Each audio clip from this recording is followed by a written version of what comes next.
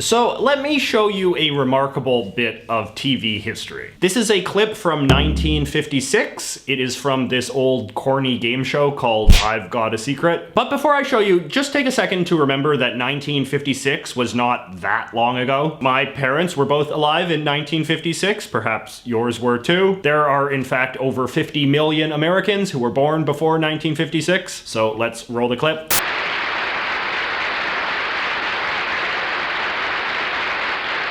Now then, Mr. Seymour, how old are you, by the way, sir? 96. 96 years old. Now, sir, if you'll whisper your secret to me, I'm sure the folks at home would like to know what it is.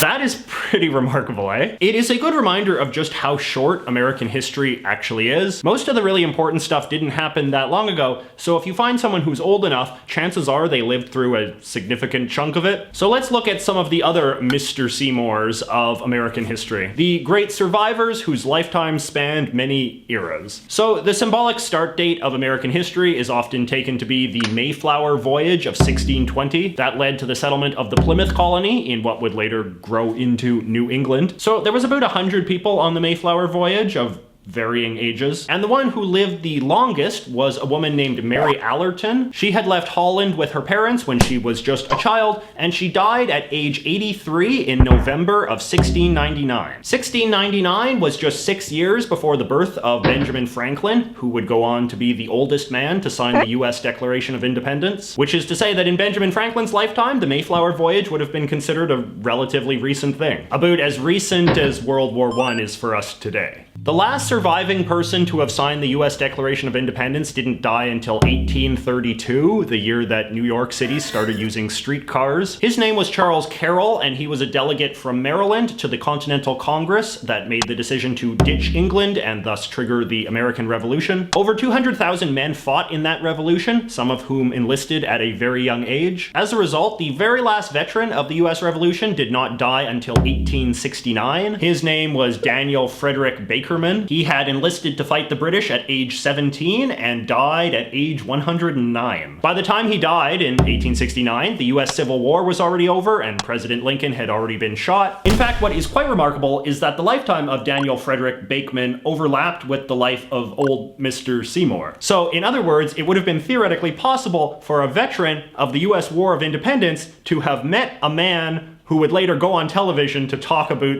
the Lincoln assassination. The last American politician with any memory of the US Civil War was Congressman George Latham, who died in December of 1917 during World War I. A more interesting story, however, is the lifetime of John Roy Lynch, who was the last former slave to serve in Congress. Lynch was born into slavery in Mississippi in 1847, and after the Civil War, he was elected to Congress during that brief period of time in which African Americans were permitted to hold political office in the South. He would go on to do a whole bunch of other stuff, and he didn't die until November of 1939, just a few weeks after World War II began. Two living former US presidents, Jimmy Carter and George H.W. Bush, could have theoretically met the former slave turned congressman at some point during their lifetimes. They wouldn't have even had to be that young either. If either Bush or Carter had met Lynch the year before he died, they would have been 14 years old. In the 1950s, America was gripped with this sort of morbid fascination as everybody waited for the last Civil War veteran to die. There has been some ambiguity about this because there have been a lot of fake Civil War veterans over the years,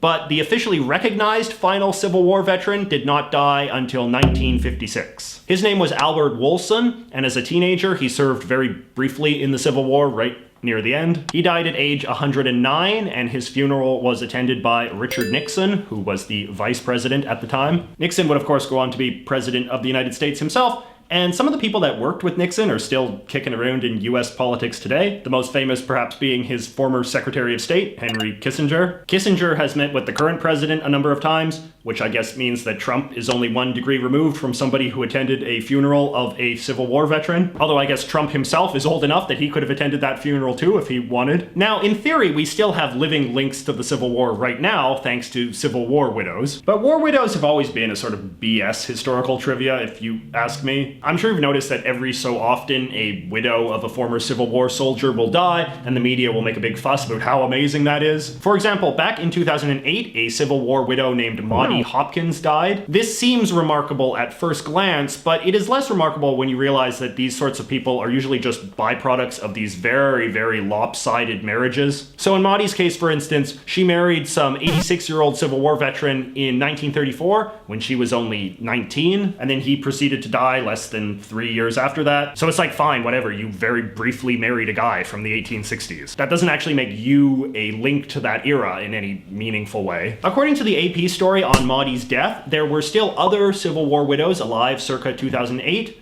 There are probably some still alive to this day. According to my accrued calculations, any living woman who married a 90-year-old man around 1940 could in theory be a Civil War widow. My own 97-year-old grandmother could in theory be a Civil War widow, though I've never asked her. Anyway, because it is possible to have these very large gaps in marriage, you can really string out historical eras for a very long time. One of the most famous examples of this is the fact that John Tyler, who was the 10th president of the United States, who left office in 1845, still has 2 living grandsons. This is because President Tyler married a very young woman near the end of his life, and then his son married a very young woman near the end of his life too. And as a result, today you can have a man who was born in 1928 whose grandfather was born in 1790. It is not that difficult to imagine a similar sort of thing happening today. Let's say that President Trump gets married a 4th time when he is in his 80s to a woman in her 20s, which I think we can all agree is not at all beyond the realm of possibility. So let's say that Trump has a kid in the year 2030. And that kid takes after the old man and has a child of his own in the year 2150. When he is 85. That means that well into the 22nd century, after you and me and almost everyone else on this planet is long dead, there could still be a Trump grandchild roaming the earth. Let me know in the comments if you've ever heard a story of somebody surviving an amazingly long period of history. Maybe there's someone in your own family who has some connection to a very long forgotten age. But it is going to be tough to beat Mr. Seymour. Mr. Seymour was 5 years old at the time. He had been taken to Ford's Theater by some good friends.